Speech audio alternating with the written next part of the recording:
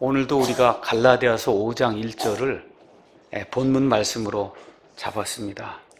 그리스도께서 자유로, 해방의 자유로 우리를 자유롭게 하셨으니 그러므로 그 자유 안에 굳게 서고 다시 속박의 멍에를 매지 말라. 지난 2주에 걸쳐서 예수님의 복음의 핵심이 무엇인가를 여러분에게 알려드렸습니다. 예수님 복음의 핵심은 해방의 자유로 우리를 자유롭게 만드는 거다. 그래서 영원한 자유인이 되게 하는 게 그게 예수님이 이 땅에 가져오신 기쁜 소식의 핵심이라고 말씀을 드렸습니다. 여러분 믿으십니까? 영원한 자유인이 되는 거예요. 영원한 자유인. 모든 인간은 속박된 채 이 땅에 태어납니다. 그래서 우리가 예수 그리스도의 이 해방의 자유를 얻기 전에는 마귀에게, 죄에, 세상에, 육신에, 율법에, 그 다음에 죽음에, 그리고 마지막으로 지옥에 속박이 된 채 이 땅에 태어나요. 여기에서 벗어나서 영원한 자유를 주시려고 우리 예수님께서 이 땅에 오셨다고 성경이 우리에게 이야기하고 있습니다. 그런데 이 그리스도의 해방의 자유의 이 복음이 가정에 들어가고 개인에게 들어가고 교회에 들어가고 사회에 들어가게 되면 단순히 사람이 영적으로 구원받는 그런 일 외에도 그런 사람들이 살게 되는 그런 사회의 정치, 경제, 문화, 교육 모든 요소에서 해방의 자유가 생긴다. 그렇게 말씀을 드렸습니다. 여러분 믿으십니까? 그래서 예수 그리스도의 이 해방의 자유는 종교개혁 이전에는 사람들이 누리질 못했어요. 로마 카톨릭 교회라고 하는 이와 같은 그 체제가 그난 1000년 이상 사람의 온갖 자유를 다 압박했기 때문에 이걸 누리질 못했어요. 루터의 종교개혁 이후에 비로소 이 해방의 자유가 온 세상에 이제 파급이 되면서, 그래서 특별히 미국 사람들의 그 수고를 통해 이 인간의 자유, 이거를 명시한 미국의 자유헌법이 이 세상에서 처음 만들어졌습니다. 우리나라도 이 미국 사람들, 그리고 이 기독교 그 자유정신에 의해서 1945년에 해방하고, 그 다음에 1948년 8월 15일에 건국해서 산업화를 이루고 정말 꿈에 꾸지도 못했던 세계 경제 10대 강국이라고 하는 이런 번영을 우리가 지금까지 누려왔습니다. 그런데 지금 70년이 지난 이 시점에 여러분 아시는 것처럼 나라가 대혼동 속에 지금 빠져 있습니다. 나라가 언제 세워졌는지도 모르니, 여러분 이거 한번 생각해 보세요. 나라가 언제 세워졌는지를 모르니 국가, 언제 나라가 세워졌는지를 모르고 이걸 갖고 다투고 있어요.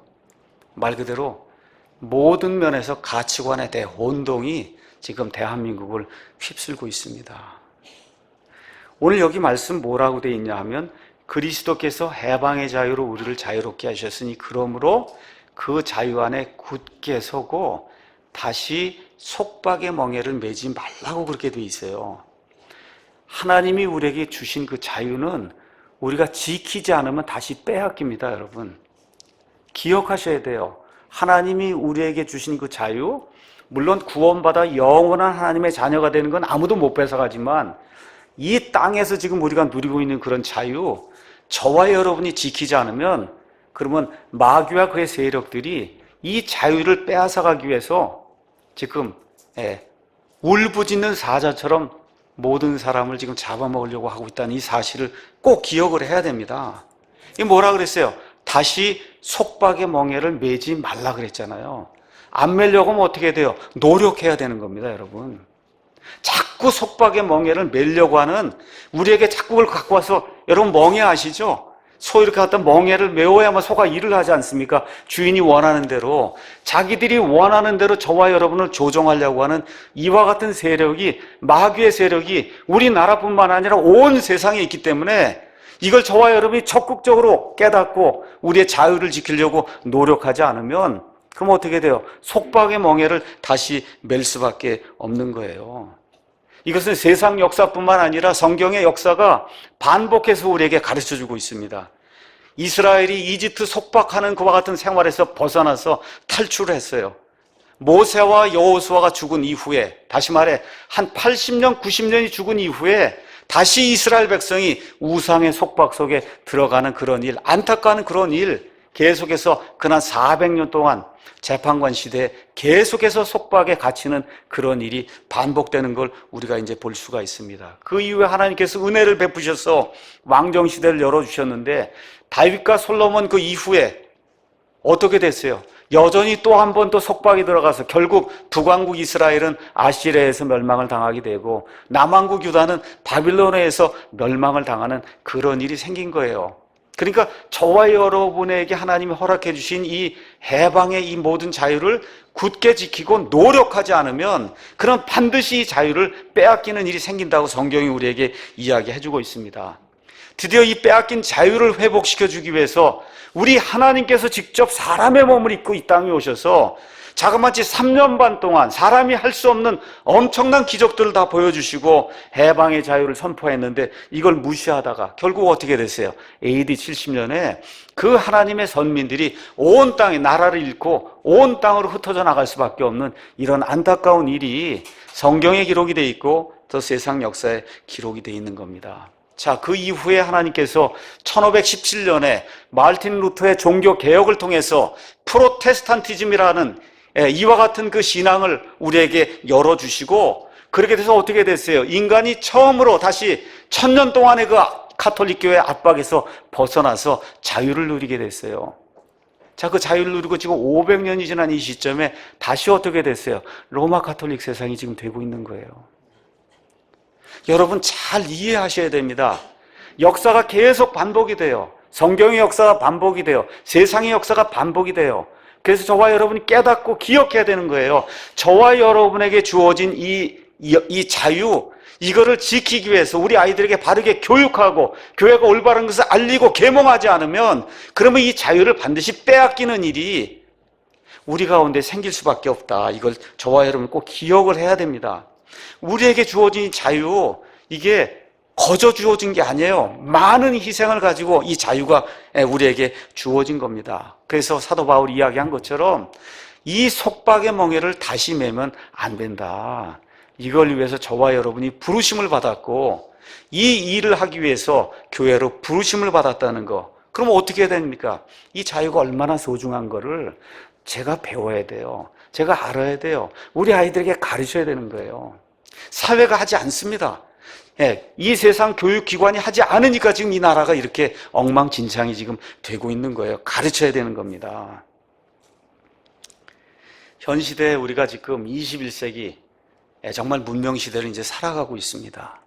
이렇게 살아가는 가운데 우리에게 영향을 미치는 인자들을 한번 제가 이렇게 나열해 볼 테니까 한번 보세요. 종교가 우리에게 영향을 미쳐요. 여러분, 이슬람을 믿냐, 기독교를 믿냐, 이게 종교가 우리에게 영향을 미칩니다. 맞습니까? 경제가 우리에게 영향을 미쳐요. 먹고 사는 게 해결이 되지 않으면 얼마나 힘들어요. 문화가 우리에게 영향을 미쳐요. 그렇죠? 동성애하는 그런 문화, 이게 그냥 계속 밀려오면 소돔과 고모라에 살던 그 롯이, 그 의로운 그 롯이 고통 가운데 지냈자 그러지 않아요. 그렇죠? 문화가 우리에게 영향을 미칩니다. 교육이 우리에게 영향을 미쳐요. 여가 생활하는 이런 게 우리에게 영향을 미칩니다.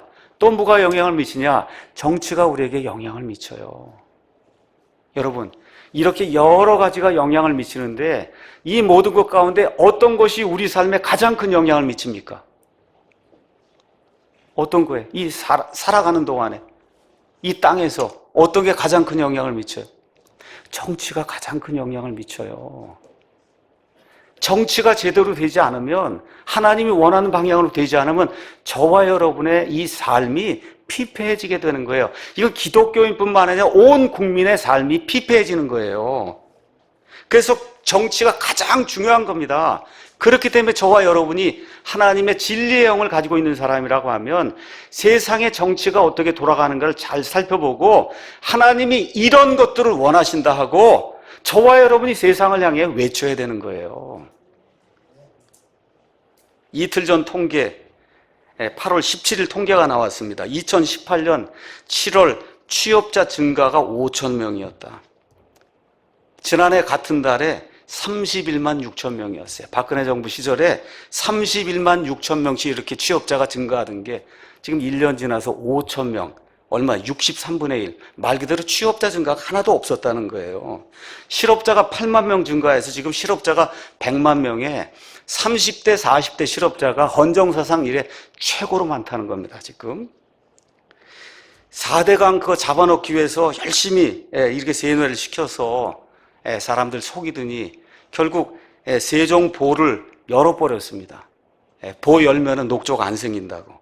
근데 어떻게 됐어요? 실제 열어놓고 나니까 지난해 같은 기간 대비 녹조가 지금 2배에서 4배가 늘어나서 그 지역 사람들이 도저히 살 수 없다고 다시 물을 넣어달라고 지금 애걸복걸하는 그런 일이 생기고 있어요. 참 이상한 일입니다.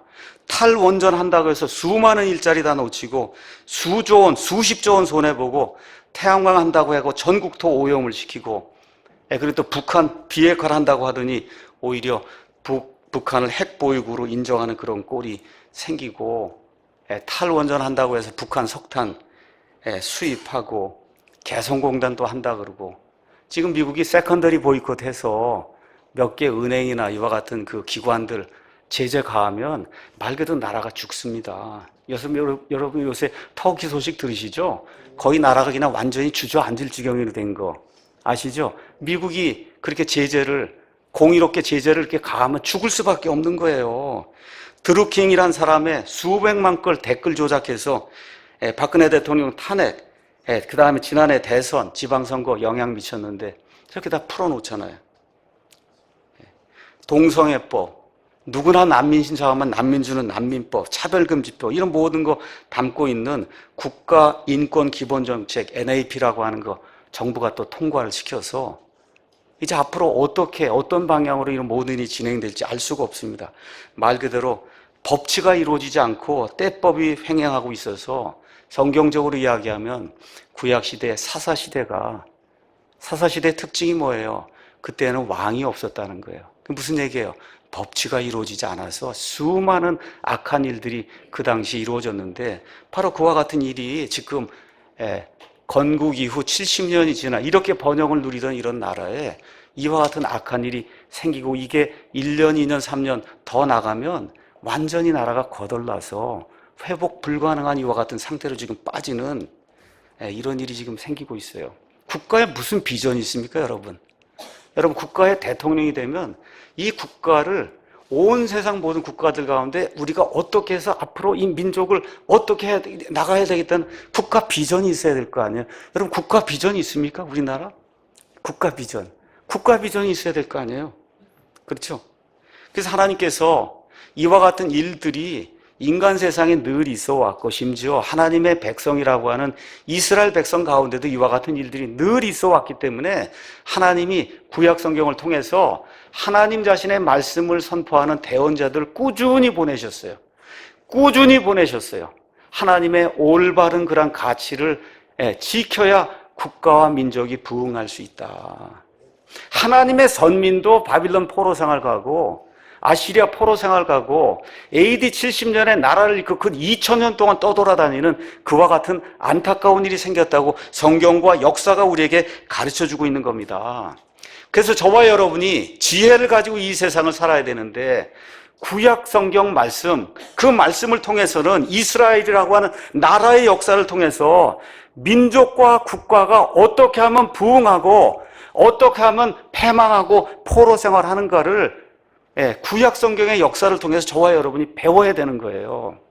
신약 성경을 통해서는 교회를 통해서 우리는 개개인 영혼의 자유, 그렇죠? 그 다음에 예수님께서 말씀하신 이 교회가 무엇인가, 이게 신약 성경의 대주제고 구약 성경에 나와 있는 대주제는 어떻게 하면 이 민족이 망하고 어떻게 하면 민족이 흥하는가를 이스라엘이라는 한 국가를 통해서 하나님이 보여주신 그와 같은 시청각적인 그와 같은 교육 자료가 이 구약 성경 안에 잘 들어있는 겁니다.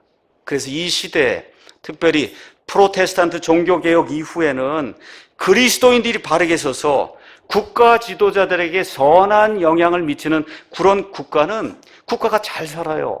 그런 국가가 대표적인 국가가 미국, 영국, 캐나다, 호주, 뉴질랜드 등 말 그대로 자유민주주의 헌법을 가지고, 그래서 미국 같은 경우는 어때요?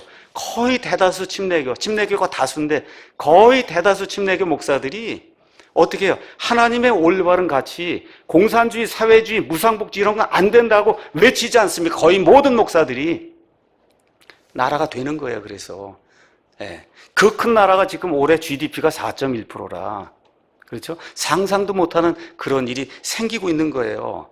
반면에 말을 하기만 하면, 좋은 말을 하기만 하면 사람을 잡아다 두는 데가 있어요. 중국이라든지 러시아라든지 베트남이라. 어떻게 해요? 못 살아요.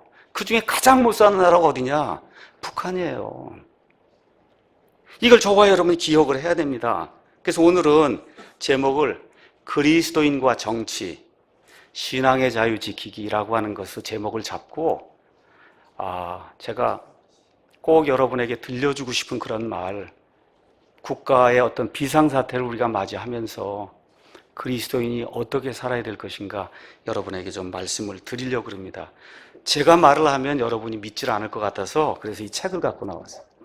이 책이 몇 주, 625쪽이에요. 이 책이 이렇게 두꺼워요. 누가 지었느냐 하면 웨인 그루뎀이라는 사람이 지은 거예요. 웨인 그루뎀. 제목은 뭐냐 하면 Politics According to the Bible. 성경에 따른 정치. 이게 제목이 그거예요. 성경에 따른 정치. 자, 이게 여러분 이 책이 625쪽인데 빽빽합니다. 이 책이.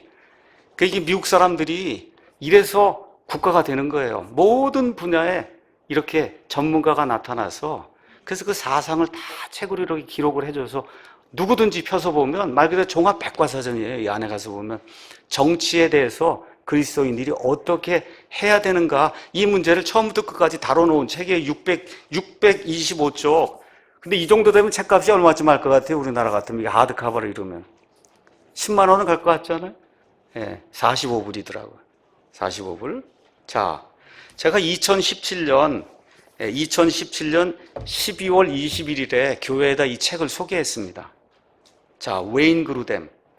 웨인 그루뎀이 어떤 사람이냐? 미국에서 웨인 그루뎀 하면 기독교인이라고는 거의 모르는 사람이 없을 정도로 유명한 사람이에요. 현 시대 가장 존경받는 미국의 신학자 중 한 사람이 웨인 그루뎀입니다. 하버드 대학에서 경제학 학사를 하고 웨스트민스터, 여러분 잘 알고 있는 장로교의 유명한 웨스트민스터 신학대학원에서 석사를 하고 그리고 영국으로 가서 케임브리지 대학에서 신학학으로 박사를 했어요. 그 사람이 많은 책을 줬어요. 이렇게 두꺼운 책을 많이 줬는데 이 사람이 지은 책 중에 가장 유명한 책이 조직신학 책입니다. 조직신학은 창세기부터 요한계시록까지 하나님의 말씀을 전체를 꿰뚫어서 그래서 하나님에 대해서 예수님에 대해서 이런 모든 주제별로 모든 것을 정리한 게 그게 조직신학이거든요. 이 웨인 그루뎀의 조직신학 책이 복음주의자들 가운데 가장 유명한 그런 책이에요. 여러분 가셔서 네이버든 어디 가셔갖고 웨인 그루뎀 조직신학 치시면 우리나라에 이 책이 다 번역돼서 판매가 되고 있습니다. 말 그대로 이 책은 그리스도인들이 성경을 통해 세상을 어떻게 보아야 되는가 세계관을 가르쳐주는 그런 책이에요. 총 18장으로 구성이 되어 있어요. 이제 시간이 되면 제가 18장을 하나하나 여러분에게 강의를 할 겁니다. 오늘은 이 그루뎀의 책에서 그리스도인들이 하나님이 허락해 주신 이와 같은 영혼의 자유, 신앙의 자유, 그 다음에 해방의 자유, 이거를 지키기 위해 왜 정치에 선한 영향력을 미쳐야 되는가. 그루뎀의 이 책을 통해서 여러분과 제가 이 위기의 대한민국을 살리기 위해서 어떤 일을 해야 되는가 여러분에게 알려드리는 그런 시간을 갖도록 하겠습니다. 이것은 약 A4 용지로 20쪽의 이제 그런 내용인데 이 책에 있는 내용 그대로입니다.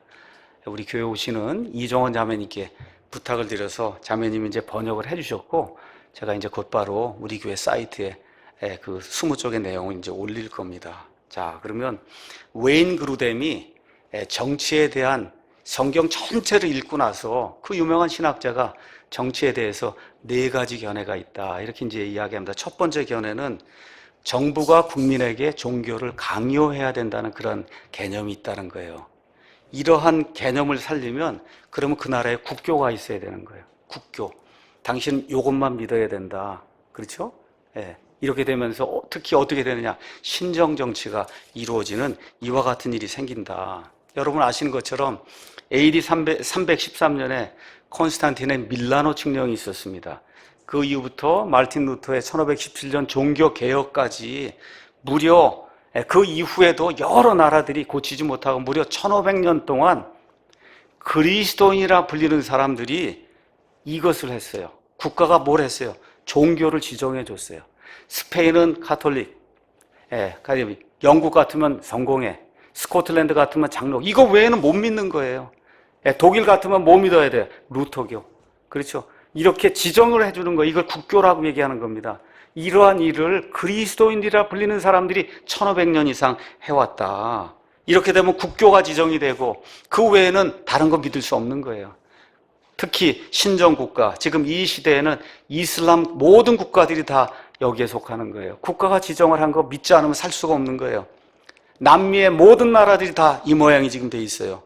또 더구나 믿으면 안 된다고 하는 것도 지정을 해주는 거죠. 그 어떤 국가예요? 공산주의 국가는 믿으면 안 된다고 이야기를 하는 거예요. 그래서 국가가 사람들에게 믿음을 가져라, 갖지 말라, 믿음을 가지면 이것만 가져야 돼, 이렇게 지정해주는 이와 같은 악한 시스템이 있다.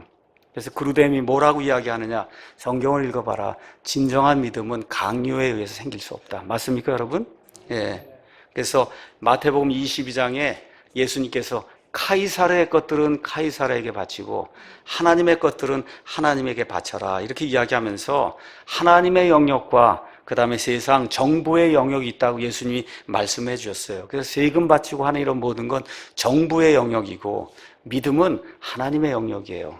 맞습니까?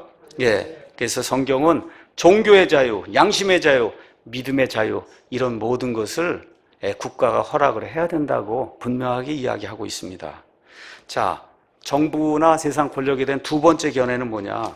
정부는 종교의 영향을 완전히 배제해야 된다는 이런 견해가 있습니다. 하나는 완전히 정부가 주장하려고 하는 거고, 다른 하나는 절대 이 정부에 영향을 미치면 안 된다고 하는 거예요. 이게 누가 주장하는 거냐? 미국의 인권단체들, 우리나라의 인권단체들, 이런 데서 이제 주장하는 거예요. 미국 같으면 공립학교에서 기도하면 안 된다, 성경 낭독하면 안 된다. 그 다음에 미국에는 십계명 같은 거를 관공서런 데도 많이 붙여놨습니다. 이런 거 다 붙이면 안 돼. 다 떼어야 되는 거예요. 다 떼어야 된다. 그렇죠? 그리고 결국 어디까지 왔냐? 이 캠퍼스 내에서 성경을 가지고, 성경 말씀을 가지고 간증을 한다든지 성경 말씀을 이렇게 전달하든지 읽는 것 자체, 이것 자체를 완전히 금지하는 이와 같은 일이 지금 미국 안에서 일어나고 있어요. 근데 미국을 세운 독립의 아버지들은 이런 국가 꿈꾸지 않았습니다. 기독교에 근거해서, 그래서 기독교 사상이 지배하는 그런 국가를 만들려고 했는데 이 자유를 지키지 못하니까 한 200년쯤 지나서 미국이라는 나라가 이렇게 타락하게 된 거예요. 자, 로마서 13장 4절 가서 보니까 성경이 뭐라고 얘기하냐? 이 세상에 존재하는 정부의 관료들은 하나님의 사역자라 그래요. 하나님의 종이라는 거예요. 그래서 어떻게 해야 돼요? 저와 여러분에게 선을 베풀도록 하나님이 만들어 놓으신 하나님의 사역자라고 그렇게 기록이 돼 있어요. 자, 그러면 저기 정부를 운영하고 있는 저 사람들에게 당신들이 하나님의 사역자로서 우리에게 선을 행해야 됩니다. 그러면 하나님이 원하는 거잖아요. 그거 맞습니까? 우리가 원하는 게 아니라 하나님이 원하는 거예요. 그럼 그들에게 하나님이 원하는 거를 가르쳐줘야 그 사람들이 이 일을 할 거 아니에요. 맞습니까, 여러분? 예. 또 베드로전서 2장 14절 가서 보니까 정부의 관료들은 악을 행하는 자는 징벌하고 그 다음에 선을 행하는 자는 칭찬하도록 하나님이 세우셨다는 거예요. 여러분, 악을 행하는 자는 징벌하고 선을 행하는 자는 칭찬하도록 하나님이 세우신 사람들이 정부의 관료들이다. 그러면 정부의 관료들이 선이 무엇이고 악이 무엇이고 어떤 기준에서 하나님 말씀에 근거해서 어떤 것이 악이고 어떤 것이 선인지를 알아야만 저와 여러분을 올바로 다스릴 거 아닙니까? 맞습니까, 여러분? 그거 누가 가르쳐야 돼요? 누가 가르쳐줘야 돼요, 그 사람들에게? 저와 여러분이 가르쳐야 돼요.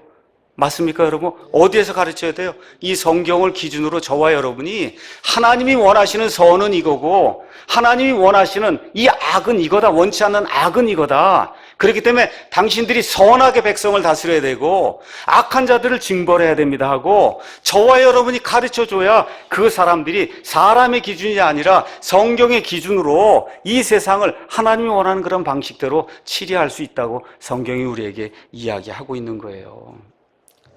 자, 세 번째는 어떠한 일이 있냐? 사람들이 또 주장하는 모든 정부, 세상에 있는 모든 정부는 사악하고 다 마귀에게 속한 거다. 그렇기 때문에 정부가 하는 그런 일에 우리가 관여할 필요가 없다. 이렇게 주장하시는 분들이 있어요. 여러분 많이 들어본 이야기죠? 세상에 있는 건 다 악한 거고 다 사라질 거고 우린 영원한 세상이 있으니까 여기서는 아무것도 그런 거 관여할 필요가 없다. 근데 성경이 뭐라 그래? 아니라 그럽니다. 조금 아까 말씀드린 베드로전서 2장 14절 거기 가서 보니까 뭐라 그랬어요? 정부 관료들은 악을 행하는 자들은 징벌해야 되고 선을 행하는 자들은 칭찬해야 될 그와 같은 의무를 지니고 이 땅에 하나님의 일을 하는 사역자라고 지금 성경이 이야기하고 있어요. 자, 그런데 이걸 가서 보면 하나님이 시민정부가 해야 될 일을 규정했어요. 그렇죠? 선을 행하는 자 칭찬하고 악을 행하는 자 징벌하고. 그렇죠? 그런데 이와 같은 그 시민정부가 하는 일을 가서 보니까 마귀가 하는 일하고 정반대 일을 하는 거죠. 마귀는 어때요? 악한 것을 선하다고 얘기하고 선한 것을 악하다고 세상을 뒤집어 놓잖아요. 그렇죠? 근데 하나님이 정부를 세워서 어떻게 하라고요? 선한 자를 어떻게 해요? 칭찬하고 악한 자를 징벌하는 그런 일을 하라고 하나님이 인간 정부를 세워놨다는 거예요. 다시 말씀드려 시민정부, 원래 올바른 시민정부는 악을 행하는 자를 징벌하기 위해 하나님이 설립한 거예요. 맞습니까? 선을 행하는 자에게 칭찬하도록 하나님이 세우신 거예요. 그런데 하나님이 세워놓으신 이번 시민정부를 마귀가 들어와서 어떻게 해요? 거꾸로 바꿔놓는단 말이에요. 악을 행하는 자를 착하다 그러고 좋다 그러고, 그렇죠? 선을 행하는 일 갖다 탄압하는 그런 일을 이 세상의 시민정부들이 많이 합니다. 그럼에도 불구하고 이 세상의 모든 시민정부가 다 악한 건 아니다. 왜 그래요? 하나님이 원래 시민정부를 주신 목적이 그게 아니거든요.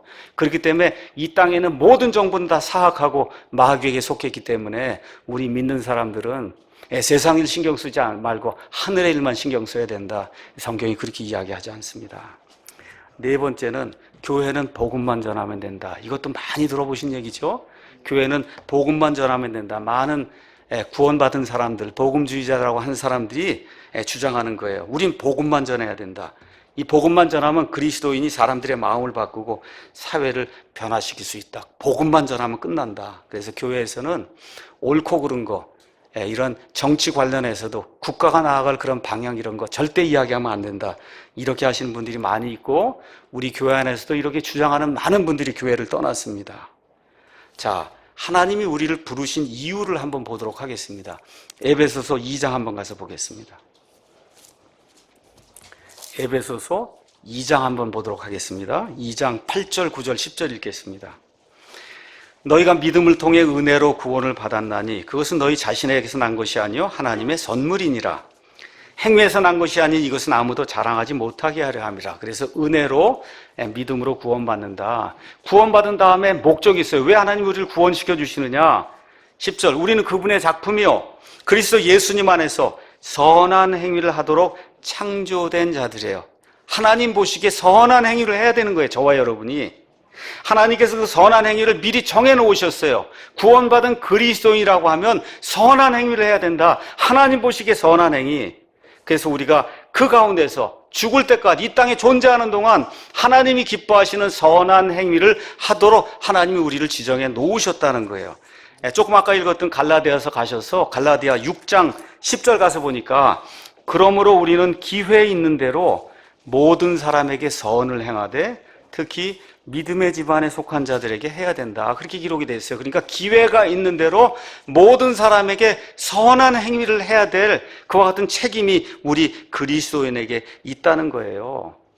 그렇기 때문에 기회가 있는 대로 우리는 정부에 좋은 영향을 미치고 그다음에 정책을 이렇게 수립하는 그런 사람들에게 좋은 영향을 줌으로써 그가 하면 어떤 일을 하는 거예요? 다른 사람들에게 선한 일을 하는 거예요, 여러분. 선한 일이라는 게 100만 원 주고 200만 원 주고 이것뿐만 아니라 사람들이 편안하게 살 수 있도록 실업자가 생기지 않도록, 동성애가 횡행하지 않도록. 맞습니까, 여러분?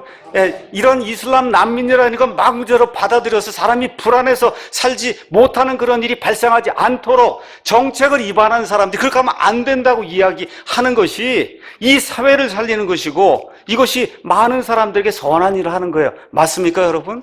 예, 성경에 있는 그대로 제가 말씀을 드리는 거예요. 마태복음 5장 16절 가서 보니까 예수님께서 이렇게 말씀하십니다. 너희는 땅에 소금이로되 만일 소금이 제 맛을 잃으면 무엇으로 그것을 짜게 하겠느냐. 교회의 소금이 아니라 땅의 소금이 돼야 되는 거예요. 이 땅에, 부패하는 이 땅에 소금이 돼서 부패하는 것을 막아야 된다는 겁니다. 14절 너희는 세상의 빛이니 산 위에 세운 도시가 숨겨지지 못한다. 무슨 얘기예요? 저 산 위에다가 집을 세우고 거기다가 빛을 이렇게 발하도록 만들어 놓으면 절대 그 빛, 남들이 보지 못하게 이렇게 할 수 없다는 거예요. 그리고 우리 그리스도인들이 세상 어디나 가나 빛이기 때문에 우리의 선한 행위 이런 거 사람들이 보게 된다는 겁니다.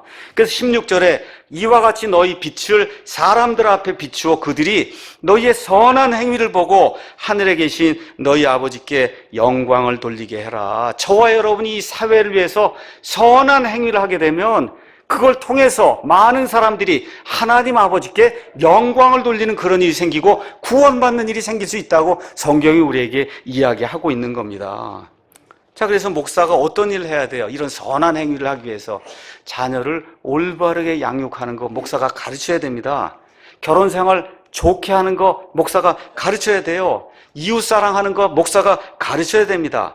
자, 그래서 교회가 가정이나 병원이나 학교나 사업체, 지역사회에서 선한 행위를 이렇게 해야 된다고 목사가 가르쳐야 돼요. 맞습니까, 여러분? 그러면 저 정부의 정책을 수립하는 그 사람들에게도 목사나 교회가 영향을 미쳐서 하나님이 이것은 선하다고 하시고 이것은 악하다고 하시다. 목사와 교회가 소리를 내야 됩니까? 내지 말아야 됩니까? 내야 되는 거예요. 내야 되는 겁니다. 데모하라는 얘기가 아니에요. 내야 되는 거예요. 예, 그래서 이런 모든 것에 영향을 미치면서 왜 정부에는 영향을 미치면 안 된다. 이게 마귀의 작전이라는 거예요. 그래서 정부라고 하는 그 영역도 하나님께서 영광을 얻도록 그 일하는 사람들이 선을 많이 행하면 어떻게 돼요? 하나님이 영광을 얻는 겁니다, 여러분. 동성애가 이 나라에서 사라지면 하나님이 영광을 얻는 거예요. 자유가 흥왕하게 되면 하나님이 영광을 얻는 거예요. 이 일을 위해서 저와 여러분이 부르심을 받았다. 그래서 정부에 선한 영향을 미치는 것은 이웃을 사랑하는 거예요. 우리 예수님께서 마태복음 22장 39절에 내 이웃을 내 몸과 같이 사랑하라 그랬습니다. 내 이웃을 내 몸과 같이 사랑하라고 하는 것 중에 저와 여러분의 삶을 가장 크게 영향을 미치는 게 뭐예요? 정부와 정부의 정책이기 때문에 이것이 하나님이 기뻐하시는 그런 정책이 될 수 있도록 목소리를 높이는 거, 이거 하나님이 기뻐하는 거고 이웃을 진정으로 사랑하는 겁니다. 동성애 반대하는 거 이웃 사랑하는 거예요. 이슬람 남이 무조건 받아들이고 반대하는 거 이웃 사랑하는 거예요. 그렇기 때문에 정부가 좋은 정책을 펼 수 있도록 하나님이 이런 정부를 원하십니다 하고 외치는 거 이웃 사랑하는 겁니다, 여러분. 맞습니까? 예. 그래서 하나님 말씀에 순종하는 것이 하나님을 사랑하는 거예요. 그래서 우리가 그분의 명령에 따라 하나님의 올바른 가치를 세상을 향해 정부를 향해 전달하는 것은 이웃을 사랑하는 것이고 하나님을 사랑하는 겁니다. 자, 사람들의 삶의 이 그루됨의 이야기입니다. 지금 제가 얘기한 건 다 그루됨 이야기예요. 제 이야기가 아니라. 자, 그 그루됨이 뭐라고 또 이야기하느냐. 사람들의 삶에 가장 큰 영향을 미치는 게 정부다. 이렇게 이야기하면서 지금부터 다시 이야기합니다. 지금부터 제가 이야기하는 거 여태까지도 그루됨 이야기고 지금부터 이야기하는 것도 그루됨 이야기예요. 그루됨. 선한 정부가 정말 사람들에게 필요하다고 하면서 그루됨이 뭐라고 얘기했냐. 우리의 정부가 교회나 그리스도인들의 영적 삶에 어떤 변화도 주지 않는다고 사람들이 말하는 그런 사람들이 있다는 거예요. 우리의 정부가 교회나 하나님의 일에 아무 영향을 미치지 못한다. 그렇게 이야기하는 사람들이 있을 때 저는 이러한 예를 듭니다. 어떤 예를 드냐. 남한과 북한의 예를 듭니다. 이게 그루됨의 이야기입니다. 제 이야기가 아니라 남한과 북한 이야기를 든다는 거예요. 그루됨이. 이 두 국가는 동일한 언어, 동일한 민족 배경, 동일한 문화 역사를 가지며 세계에서 동일한 위치에 살고 있습니다. 맞습니까, 여러분? 예. 이 두 국가 사이의 유일한 차이점은 남한은 자유롭고 민주주의가 강하고 번영하는 자유민주주의 국가이며, 북한은 세계에서 가장 억압적이고 전체주의적인 정부를 가진 공산국가입니다. 그루뎀의 말입니다. 그러나 사람들의 삶은 얼마나 차이가 많이 나는지요. 북한에는 아주 소수의 그리스도인만이 있고 그들은 비밀리에 신앙생활을 해야 됩니다. 가혹하고 지속적인 박해로 인해 교회가 너무 죄한데요. 선교 활동도 없고 공개된 예배도 없고 기독교 서적도 전혀 출판되지 않습니다. 여러분, 어디 가서 성경을 구해요? 북한 가서. 어디 가서 이런 그루뎀 책 같은 걸 구해요? 있을 수 없는 일이잖아요. 그렇죠? 수백만 명의 북한 사람들이 예수 그리스도의 복음을 듣지 못한 채 태어나서 살다가 죽어요. 그럼 어디 가는 거예요? 지옥에 가는 거예요. 그렇죠? 이와 대조적으로 정부가 종교의 자유를 허용한 남한의 교회는 전 세계 선교사를 파송하고 번성하며 그리고 성장하고 있습니다. 한국은 어느 국가보다도 복음주의 그리스도인들 중 가장 높은 비율을 가진 나라 중 하나다라고 해서 약 25%가 그랬는데 25%는 아닌 것 같고 제가 보니까 한 20% 정도 되는 것 같아요. 그 그루뎀이 계속 얘기하는 거예요. 이 두 나라의 유일한 차이점은 뭐냐? 그들이 가진 정부라는 거예요. 북한 정부와 남한 정부가 다르기 때문에 이렇게 차이가 난다는 거예요. 여러분, 이렇게 차이가 나는데도 정부가 교회나 하나님의 일에 아무 영향을 미치지 않는다, 이런 말, 이건 맞습니까? 틀립니까? 틀린 얘기예요. 그건 마귀의 거짓말입니다. 제 얘기가 아니라 지금 그루뎀, 미국 사람이 얘기해 주는 거예요. 미국 사람이. 세계에서 가장 유명한 신학자가. 한 국가는 자유로운 국가이고 한 국가는 전체주의 국가이고, 그루뎀의 말이고, 이걸 제가 설명을 합니다. 여러분, 민주주의가 다 같은 민주주의가 아니에요. 우리 대한민국의 민주주의는 자유민주주의고 저 북한도 인민민주주의예요, 여러분. 그러니까 이 민주주의 한다고 해서 속아 넘어가면 안 돼요. 반드시 뭐가 붙어야 돼요? 그 앞에 자유민주주의가 붙어야 되는 거예요. 자유가 붙어야 돼요. 그냥 민주주의 한다 그러면 이게 인민민주주의인지 사회민주주의 알 수가 없는 거예요.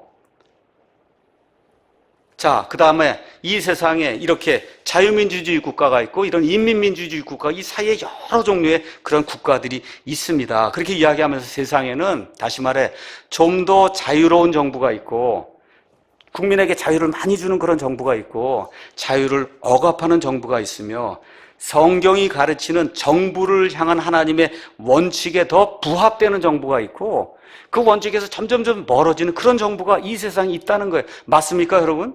예, 하나님의 원칙을 더 철저히 지키고 사람들에게 더 많은 자유를 허용하는 그런 정부에서는 어때요? 교회가 번성하고 사람들의 그 삶이 수백 가지면, 여기 제 얘기가 아니에요, 수백 가지면에서 더 낫다는 거예요. 여러분, 미국하고 북한하고 비교해봐서 사람들의 삶이 비교가 됩니까, 여러분? 뭐 미국하고 할 것도 없고 남한하고 북한하고 한번 비교해보세요. 사람들의 삶이 비교가 됩니까, 안 됩니까? 그거 왜 그렇다 그러는 거예요? 정부 때문에 그런 거예요. 어떤 정부를 가지고 있느냐에 따라 그리스도의 삶뿐만 아니라 일반 대중의 모든 삶이 완전히 영향을 받기 때문에, 그렇기 때문에 교회가 정부에 선한 영향을 미쳐야 된다고 이 대신학자 그루뎀이 우리에게 이야기하는 거예요. 계속 그분 이야기입니다. 정부는 교회와 하나님 나라의 사업에 큰 차이를 가져온다는 거예요. 그래서 바울이 이렇게 얘기했어요. 왕들과 권위를 가진 모든 사람을 위해 기도해라. 이것은 우리가 전적으로 하나님을 따르며 정직한 가운데 조용하고 평화로운 삶을 살고자 합니다. 다시 말해, 좋은 정부는 사람들이 평화롭고 경건한 삶을 살 수 있도록 도와주지만 나쁜 정부는 하나님이 원하시는 그런 목표를 저해한다는 거예요. 그래서 정부는 이 세상에 이런 정부는 세상에서 우리가 하나님의 사업을 하지 않습니까? 그렇죠? 이 하나님의 사업에 일을 하게 될 때 엄청난 차이를 만든다는 겁니다. 그래서 우리는 우리나라가 좋은 정보를 갖도록 기도하고, 어떻게 그 다음에 교육하고, 거저 얻어지는 게 아니에요, 여러분. 교육하고, 그렇죠, 기도하고, 그 다음 어떻게 적극적으로 알리는 그와 같은 일을 해야 되는 거예요. 여기까지가 그루뎀의 말입니다. 그래서 교회와 목사는 사도행전 20장에 나와 있는 것처럼 하나님의 모든 계획을 세상과 성도들에게 알려줘야 돼요. 특별히 우리 삶을 가장 피폐하게 만들 수 있고 윤택하게도 만들 수 있고 어떤 거예요? 그게 정부거든요. 그렇죠? 하나님이 원하시는 정부는 어떤 정부다라고, 하나님이 미워하는 점 어떤 정부다라고 목사가 성도 여러분에게 가르쳐야 될 것 같은 책무가 있는 거예요. 자, 이게 끝난 다음에 그루뎀이 그러면 하나님이 원하는 정부는 어떤 거냐? 어떤 거냐? 교회는 어떤 교회냐? 이 정부에 선한 영향력을 미치는 그런 교회가 성경 전체가 우리에게 이야기하는 올바른 교회다. 그러면서 예를 듭니다. 구약 성경이 이를 지지한다. 자, 첫 번째, 이집트 생활할 때 이스라엘 사람들이 늘어나니까 파라오가 어떻게 했어요? 산파들 다 불러서 아이가 태어났는데 아들이면 어떡하라 그래요? 갖다 죽이고, 그래서 딸은 살려두라 그랬죠. 산파들이 듣습니까? 안 듣습니까? 안 들어요. 안 들었어요. 그렇죠? 그랬더니 하나님은 어떻게 했어요? 산파들을 축복해 줬어요. 여러분 맞습니까? 세상 권력이라고 다 순종하는 게 아니다.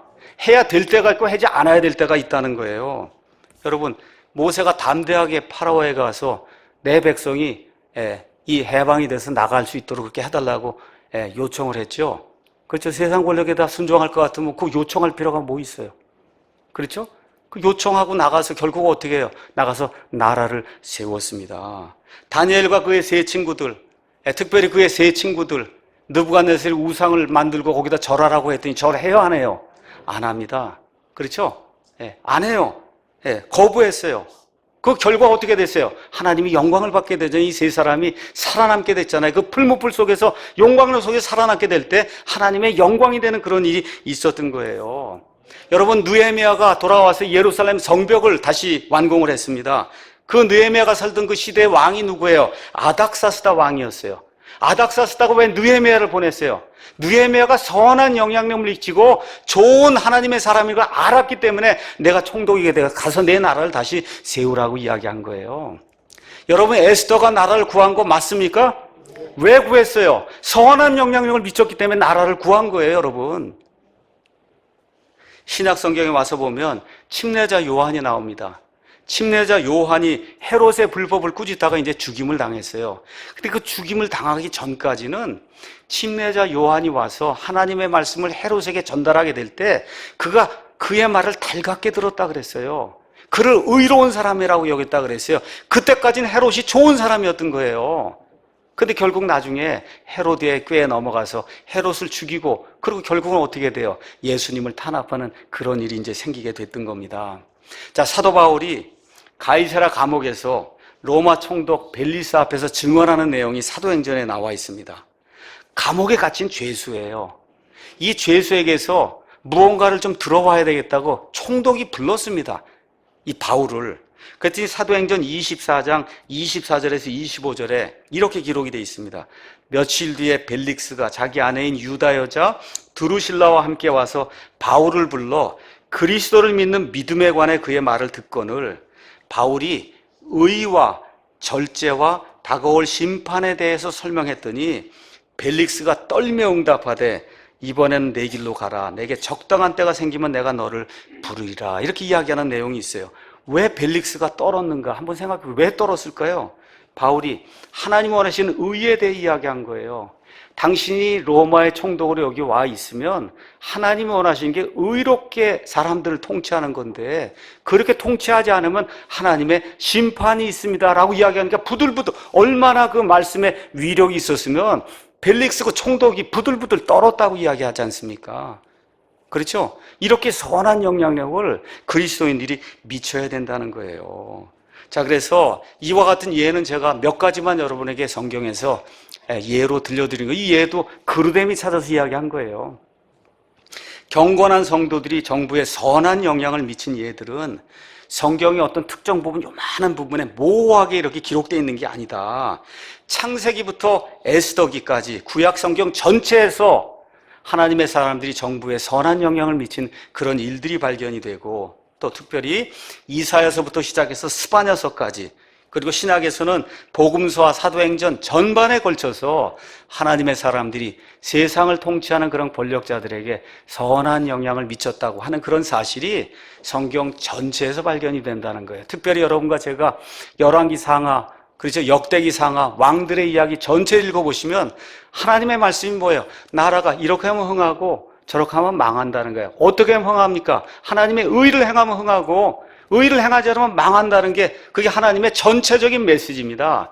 다시 말씀드려 창세기부터 요한계시록까지 저와 여러분 정신을 똑바로 차리고 나라와 국가와 민족을 생각하면서 이 성경을 읽으면 하나님의 올바른 가치를 지키면 나라와 국가와 민족이 흥왕하고 그 반대로 나가면 나라와 국가와 그 다음에 민족과 개인이 망한다고 하는 것을 하나님이 반복적으로 계속해서 저와 여러분에게 이야기를 해주고 있는 거예요. 그래서 저와 여러분은 하나님의 말씀에서 발견되는 그 지혜의 근거에서 정부에 선한 영향을 미치는, 여러분 나가서 데모하라는 거 아닙니다. 선한 영향력을 미치는 그런 좋은 그리스도인이 돼야 된다. 이렇게 이제 그루뎀이 이야기하고 그 다음에 마지막으로 이렇게 이야기했습니다. 특별히 자유민주주의 국가의 기독교인들에게 이렇게 부탁하는 내용이에요. 투표로 지도자들을 선출하는 자유민주주의 국가의 그 기독교인들은 특별히 정부에 더 큰 선한 영향력을 미쳐야 합니다. 그렇게 이제 이야기하는 거예요. 왜 그러냐?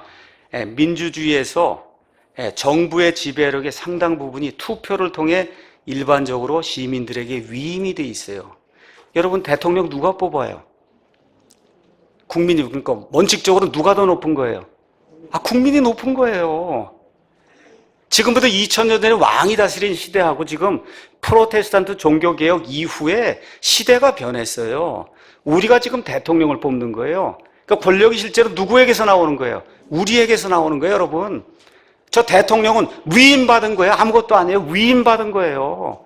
국민이 아니라 그러면 그만둬야 되는 거예요. 위임받은 그런 권력이기 때문에 이 자유민주주의, 16세기 이후에 자유민주주의 국가에서는 특별히 그리스도인들이 이 하나님의 선한 영향력을 정부의 지도자에게 이렇게 미쳐야 된다는 거예요. 그래서 투표하기에 충분히 나이를 먹은 모든 시민들은 하나님이 시민정부에 무엇을 기대하고 있는가, 그렇죠? 또 하나님이 원하시는 정부가 따라야 될 도덕적, 법적 기준의 종류가 무엇인지를 알아야 될 책임이 있다는 겁니다, 여러분. 그냥 아무렇게나 두는 게 아니에요. 저 정부를 하나님이 사용하셔서 어떻게 의로운 일을 하려 하는가 하면 하나님이 원하는 정부상이 있어야 될 거 아니에요. 하나님이 원하시는 지도자상이 있어야 될 거 아닙니까? 이거를 공부하고 연구해야 될 책무가 우리 그리스도인들에게 있다고 지금 그루뎀이 우리에게 이야기해 주는 거예요. 근데 시민들이, 믿지 않는 시민들이 하나님께서 어떤 종류의 정부를 찾고 있는지를 어떻게 알 수 있어요? 여러분, 믿지 않는 시민들이 어떻게 알 수 있어요? 하나님이 이런 정부를 원한다. 어떻게 알 수 있어요? 교회와 목사가 성경을 통해서 정부와 정치에 관해 바르게 세계관을 가르치고 알리고 계명을 할 때 그 사람들이 알 수 있는 겁니다. 맞습니까, 여러분? 교회가 입을 열어서, 목사가 입을 열어서 하나님이 이런 정부, 이런 지도자들을 원하고 그렇게 될 때 나라가 부강할 수 있습니다라고 알고 배우고 계몽을 할 때 믿지 않은 사람들도 이것이 하나님이 원하는 가치구나 하는 것을 알 수가 있게 되는 거예요. 그래서 미국과 대한민국의 헌법 99%가 어디서 나왔어요? 성경에서 나온 거예요. 이런 가치를 우리 그리스도인들이 정확히 이해를 해야 되는 겁니다. 그래서 이제부터는 제 말을 하는 겁니다. 구분을 하기 위해서. 지금까지 그루뎀 이야기 한 거예요. 목사는 구원받은 그리스도인들이 지성과 이성을 동원해서 바르게 투표해서 바른 정부를 구성하는 게 하나님의 큰 일이라고 하는 사실을 알려줘야 돼요. 특별히 제가 말씀드립니다. 우리가 구원받은 이후에 성화의 삶을 살지요. 그 성화의 삶 중에서 세상을 향해서 할 수 있는 가장 큰 일이 뭐냐? 투표를 통해서 올바른 지도자를 뽑는 거예요. 이걸 제대로 못하면 국가가 망하고 교회가 망하고 개인이 망하는 거예요. 그와 같은 안타까운 일이 지금 이 대한민국에 지금 일어나려고 하기 때문에 제가 여러분에게 이 말씀을 드리는 겁니다. 가장 중요한 성화의 행위, 그게 뭐야? 올바르게 투표하는 거예요. 올바르게 투표하는 거예요. 아이들을, 목사가 이제 강단에서 그러죠. 여러분, 아이들을 성경의 원리에 따라 잘 양육해야 됩니다. 그렇게 얘기하고는 원리를 가르쳐 주지 않으면 어떻게 아이들을 제대로 가르칠 수 있겠어요? 맞습니까? 그러니까 우리가 성경의 원리에 따라 정부를 바르게 세우고 정부에 선한 영향을 미치고 정부가 하는 그런 정책에 선한 영향을 미쳐야 됩니다. 그렇게 이야기하고는 원리를 가르쳐 주지 않으면 여러분이 어떻게 그 원리에 따라 그와 같은 일들을 할 수가 있겠어요? 그러니까 어떻게 해요? 목사가 교사로서 이 처음부터 끝까지 하나님의 말씀이 정부를 이끄는 관료들에 대해 이렇게 행해야 된다고 이야기하는 걸 누가 가르쳐야 돼요? 목사가 가르쳐야 되는 거예요. 그래서 목사는 정치를 하라는 것이 아니라 올바른 세계관을 가지고 국가와 정치, 그 다음에 역사를 판단하며 특별히 바르게 투표해야 된다고 가르쳐야 될 책무를 지닌 사람입니다. 제가 바르게 투표하라고 가르쳐야 될 책무를 가진 사람이에요. 우리 교회 사이트에 며칠 전에 정관영 형제님이 교회에서 정치 이야기를 하면 안 되는가 이런 제목으로 글을 올렸어요. 한번 가서 읽어보시기 바랍니다. 다시 한번 말씀드릴게요. 저는 정치를 하는 사람이 아니에요. 어떤 사람이냐? 올바른 세계관을 가지고 올바른 지도자를 선출하고 그 지도자가 올바르게 정책들을 수립을 해서 국가와 민족과, 그렇죠, 이 나라와 그 안에 있는 모든 사람들 행복하게 만들어야 된다. 이거를 제가 여러분에게 가르쳐 드리는 거예요. 갈라디아서 5장 1절 다시 읽습니다. 어떻게 돼 있어요? 예수님께서 해방의 자유로 우리를 자유롭게 하셨으니 다시는 속방의 멍에를 매지 말라 그러잖아요. 그렇죠? 매지 않으려면 어떻게 해야 돼요? 공부해야 되는 거예요. 그러니까 올바른 그리스도인을 살려면 공부를 해야 돼요. 이게 힘든 거예요. 공부해야 되는 거예요. 그냥 텔레비 보고 이래서 안 되는 거예요. 공부를 해야 되는 겁니다. 많이 읽고 많이 배우고 많이 숙지해서 어떻게 해요? 남에게 알려줘야 되는 거예요. 이것이 하나님이 기뻐하는 거다. 그렇죠? 이것이 하나님이 기뻐하는 거다. 그래서 진리와 자유를 지키려면 성경이 가르치는 그런 원리를 내가 먼저 배우고, 그렇죠, 숙지하고 그 다음에 어떻게 널리 알려야 되는 거예요. 이거 복음 선포만큼이나 중요한 거예요. 왜 그러냐? 아이들이 우리 구원받고 영원히 사는 거 이미 결정이 됐습니다. 이 땅에서도 평안하고 행복하게 믿음 생활해야 될 거 아닙니까, 여러분? 가능하면 그래야 될 거 아니에요. 맞습니까? 예. 그래서 목사는 성경 전체를 통해 하나님이 기뻐하시는 정부, 하나님이 기뻐하시는 지도자, 하나님이 기뻐하시는 통치 원리를 목사는 가르쳐야 되는 거예요. 이걸 안 하면 목사의 직무유기가 생기는 거고, 그럼 어떻게 돼요? 이 다음에 하나님 앞에 가서 회개 보고할 때 왜 그 일을 내가 원하는 걸 왜 가르치지 않았냐? 하나님이 질책하시는 거예요. 그래서 제가 해야 되는 겁니다. 결론의 말씀 드리겠습니다. 먼저 그루뎀의 말 두 가지로 결론합니다. 그루뎀. 성경을 아는 그리스도인들의 선한 영향이 없다면 정부는 명확한 도덕적 나침판을 가지지 못해요. 그러니까 동성애하자고 하는 거 찬성하는 거예요. 그 반대는 지금 누구만 하고 있어요? 우리나라에서 기독교인들만 하고 있죠. 왜 그래요? 성경이 그게 아니라고 얘기하니까 하고 있는 거예요. 맞습니까? 예. 오직 성경만이 바른 진리를 제시하고, 그래서 우리가 그걸 널리 전해야 돼요. 왜 그래요? 세상 사람들이 하나님이 원하시는 것 같은 진리를 알지 못하기 때문에 저와 여러분이 정부와 정부의 정책을 수립하는 자들에게 하나님이 이것을 원하십니다 하고 저와 여러분이 목소리를 내서 알려야 되는 겁니다. 이것도 그루뎀의 말입니다. 저는 민주주의 체제에 살고 있는 모든 기독교 시민은, 모든 기독교인들, 그 시민은 견문을 넓히고 눈을 크게 뜨라는 겁니다. 이게 한국이 다가 아니에요. 세상 넓이 이거 보라는 거예요. 온 세상을 보라는 거예요. 견문을 넓히고 성경적 원리에 가장 부합하는 후보자와 정책에 투표해야 되는 최소한의 의무를 지닌 사람이다. 여러분, 전라도, 경상도, 서울 이거 아니에요. 혈연, 지연 이거 다 버려야 되는 거예요. 어떤 사람이, 둘 중에 비교해서 어떤 사람이 하나님의 가치관에 더 부합되는 사람인가, 이걸 보고 투표해야 될 최소한의 의무를 지닌 사람이라는 겁니다. 여러분 믿습니까? 이렇게 해야 되는 거예요. 이렇게 해야 나라가 사는 겁니다. 우리가 갖게 될 정부의 종류를 선택할 수 있는 기회는 하나님께서 민주주의 체제하에 살고 있는 시민들에게 맡기신 청지기 직분이라는 거예요. 여러분, 얼마나 귀중한 말이에요. 투표하는 게 청지기 직분이다. 무엇을 하기 위해서? 하나님의 의를 이 땅에 실현하기 위해서 저와 여러분이 해야 될 청지기 직분이라는 겁니다. 이 청지기 직분을 우리가 무시해서는 안 된다는 거예요. 그래서 항상 이 청지기 직분에 감사하면서 하나님이 원하시는 정부, 하나님이 원하시는 지도자를 선출하기. 그럼 어떻게 해야 됩니까? 정책을 꼼꼼히 살펴보고 그렇죠? 이렇게 해서 어떤 것이 하나님의 뜻에 부합이 되는가 여기에 맞게 투표하는 것이 이게 그리스도인의 최소한의 의무다. 지금 그렇게 이야기하고 있어요. 이렇게 하다 보니까 이 세상에서 가장 정상적인 국가가 어디예요? 미국이거든요. 왜 미국이 가장 정상적인 국가가 되냐? 그 안에 있는 그리스도인이 살아서 정책하려는 모든 사람들에게 올바른 메시지를 전달해 주기 때문에 그나마 지금 200년 여기 곁이고 있는 거예요. 이제 무너지려고 그러잖아요. 무너지려고 그래 지금 미국이. 왜 그러냐? 말을 듣지 않는 사람들이 많이 나타나기 때문에. 이제부터 제 얘기를 하도록 하겠습니다. 그래서 저와 여러분이 대한민국에 이제 살게 될 때 우리에게 주어진 자유가 이게 거저 주어진 게 아니다. 우린 거저 받았는데 몇천 년 동안 인류가 고생해서 지금 얻은 거예요. 특별히 프로테스탄트 종교개혁 이후에 수많은 사람들이 항거하고 이렇게 해서 이 자유를 얻은 거예요. 그렇기 때문에 우리의 자유를 억압하는 그런 정부를 구성하면 안 되는 거예요. 그거 어떻게 해야 돼요? 정치, 경제, 문화, 교육 여기에서 개인의 수월성, 뛰어나게 사람을 만들어주는 그런 정부 다 평등 안 되는 거예요, 여러분.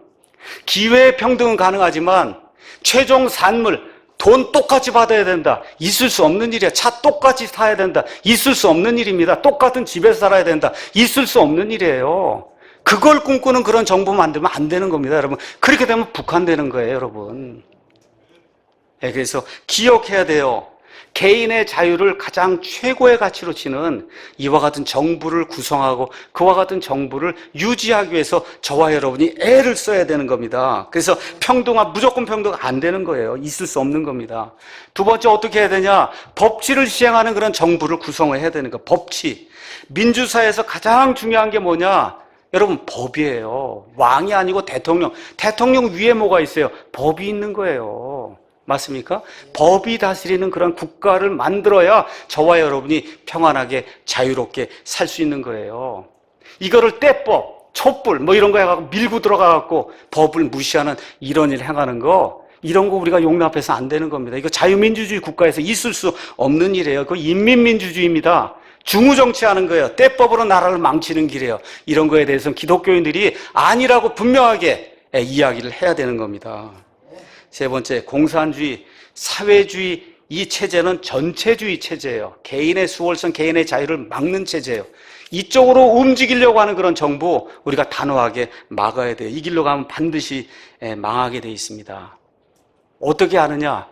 지금까지 좌파 정부 중에 사람의 삶을 개선시킨 정부는 단 하나도 없습니다. 1년, 2년은 가능해요. 그 전에 모아놨던 그 돈 갖고 하니까. 1년, 2년 지나가면 좌파 정부는 반드시 망하게 돼 있습니다. 역사가 얘기 한 나라도 없습니다. 좌파 갖고 성공한 나라는 이 세상에 단 하나도 없다.